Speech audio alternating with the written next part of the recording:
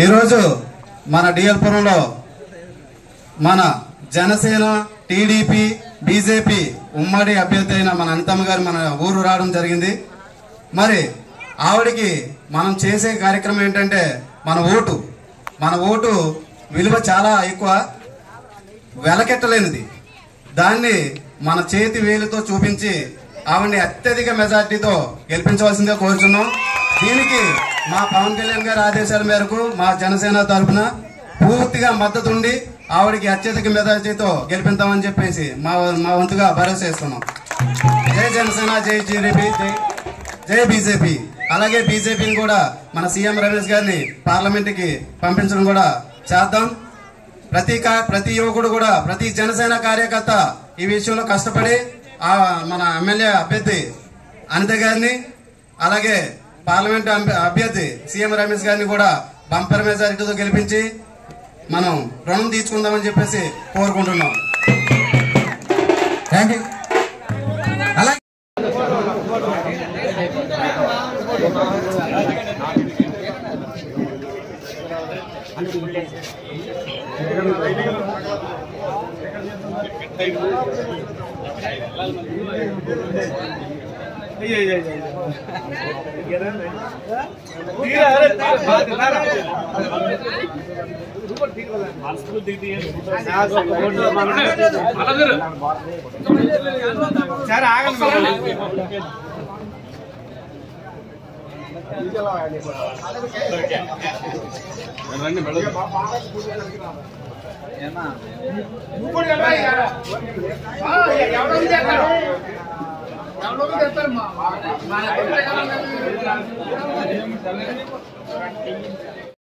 BJP నాయకులకు, TDP నాయకులకు, Janasena party నాయకులకు, అలాగే ముఖ్య అతిథులుగా విచ్చేసినటువంటి రాంబాబు గారికి, అలాగే మరికొంతమంది పెద్దలు ఉన్నారు, క్షమించాలి పేర్లు తెలియదు.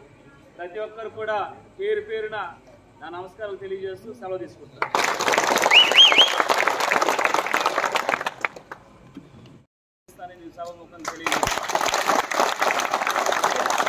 తర్వాత 2 నెలల లోపే నాకు పూర్తిగా అవగాహన ఉంది ఈ సమస్యలపై. ఈరోజు రోడ్ల విషయం కానీ, మంచినీటి విషయం కానీ, నిరుపేదలకు ఇల్లు ఇచ్చే విషయంలో కానీ, అలాగే పంచాయతీ అభివృద్ధి విషయంలో కానీ, డ్రైనేజీ వ్యవస్థ, సీసీ రోడ్లు, అలాగే పెన్షన్ వ్యవస్థ, ఇలాగా ప్రతి దాని మీద నాకు పూర్తి అవగాహన ఉంది. అధికారం వచ్చిన 2 నెలల్లోపే మొదటిగా రోడ్డు మన నియోజకవర్గంలో ప్రభుత్వంపై దెబ్బలాడి కూడా, గొడవపడి కూడా రోడ్డు పోయించడానికి రాంబాబు గారి సహాయ సహకారాలతో ఎక్కడా కూడా గుంటలు లేని రోడ్డు పోయించడానికి మేమంతా సిద్ధంగా ఉన్నాం. మీరందరూ కూడా జనసేన పార్టీ నాయకులు, బీజేపీ పార్టీ నాయకులు, తెలుగుదేశం పార్టీ నాయకులు ఉమ్మడిగా కష్టపడి మనమంతా కుటుంబంగా కలిసిమెలిసి రానున్న రోజుల్లో మన ప్రాంతాన్ని మనం అభివృద్ధి చేసుకోవాలంటే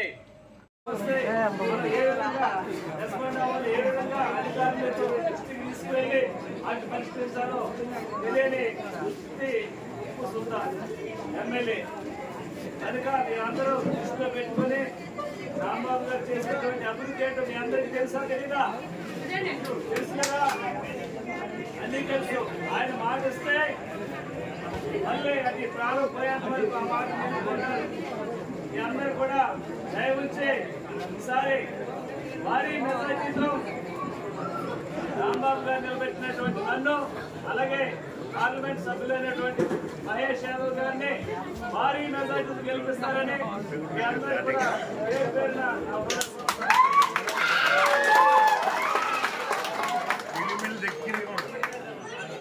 మన పెద్దానికి అంత సమస్య ఏం కాదు. తప్పకుండా ఈ సమస్యలన్నింటినీ కూడా అధ్యక్షులు నారా చంద్రబాబు నాయుడు గారితో, పవన్ కళ్యాణ్ గారితో చర్చించి ముందుగా మన నియోజకవర్గాన్ని అభివృద్ధికి సంబంధించి కేంద్ర ప్రభుత్వంతో మాట్లాడి, అవసరమైతే మోదీ గారితో కూడా మాట్లాడి మన పోలవరం ప్రాజెక్టు సంబంధించి కానీ, మన అభివృద్ధి గురించి కానీ పవన్ కళ్యాణ్ గారితో చర్చించి ఆయన మొన్న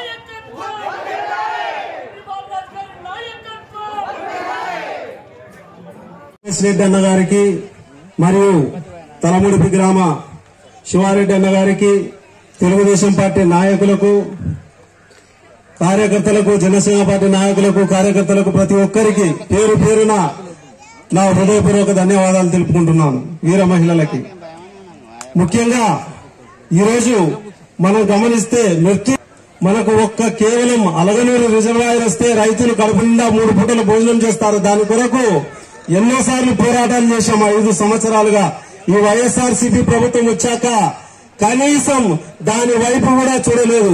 అదే ఆలగడ్డలో చంద్రబాబు నాయుడు గారు వచ్చినప్పుడు మొట్టమొదటిగా నందికొట్కూరు నియోజకవర్గానికి అలగనూరు రిజర్వాయర్ గురించి 6 నెలల్లో దాన్ని కంప్లీట్ చేస్తా, మరమ్మతులు కంప్లీట్ చేసి మీకు నీరిస్తాను, రైతులకు కడుపు నిండా అన్నం పెడతానని చెప్పి మాట ఇవ్వడం జరిగింది. ఇలా చూస్తే ఈ రోడ్డు ఎప్పుడు చూసినా మిర్తూరు దగ్గర దాటిన తర్వాత ఎప్పుడు చూసినా అవి గోతులు ప్యాచ్లు వేసిపోతారు. పోయినసారి మేము కూడా పోరాటాలు చేశాం, రోడ్ షోలు. ఎప్పుడు చూసినా కనీసం రోడ్లు వేయలేకపోతుంది వైసీపీ ప్రభుత్వం. దరిద్రమైనటువంటి పరిపాలన ఉంది. ఈ రోజు చూస్తే జాబ్ క్యాలెండర్ వల్ల యువత డిగ్రీలు పీజీలు చేసి హమాలి పనికి, గౌండ పనికి, గణిట్లలో రాళ్లు ఎత్తడానికి డిగ్రీలు చదివించింది. రైతులు కష్టపడి చదివించింది రాళ్లు ఎత్తనికా, హమాలి పల్లెలకు పోనీకనా పీజీలు చదివించింది. అలాంటి పరిస్థితి వచ్చిందంటే కారణం వైఎస్ఆర్సీపీ ప్రభుత్వం. Job calendar ఇస్తలేదు. పొద్దులో ఈ రోజు ఎలక్షన్ లో భాగంగా డిఎస్సీ రిలీజ్ చేసింది 6,000 పోస్టు. మరి ఏమైంది అది? 6,000 పోస్టు. ఈ రోజు నిరుద్యోగులు డిఎస్సీ కోసం వెయిట్ చేస్తున్నది సుమారు 50,000 పైన పోస్టులు కావాలి. కేవలం 6,000 పోస్ట్ ఇచ్చి అది కూడా ఎలక్షన్ల తర్వాత పోస్ట్ పోన్ చేసింది. అంటే ఎలక్షన్ ఏ విధంగా వీళ్ళు ఎలక్షన్లకు ప్రజల్ని మభ్యపెడుతున్నారో మనం ఆలోచించాలి. ఈ రోజు ఇసుక మాఫియా వల్ల భవన కార్మికులు ఎంత ఇబ్బంది పడ్డారో ఒకసారి ఆలోచించండి. మర్చిపోవద్దండి. 5 సంవత్సరాల ఈ రోజు వైఎస్ఆర్సీపీ నాయకులు ఎన్నో కలబలి మాటలు చెప్తున్నారు.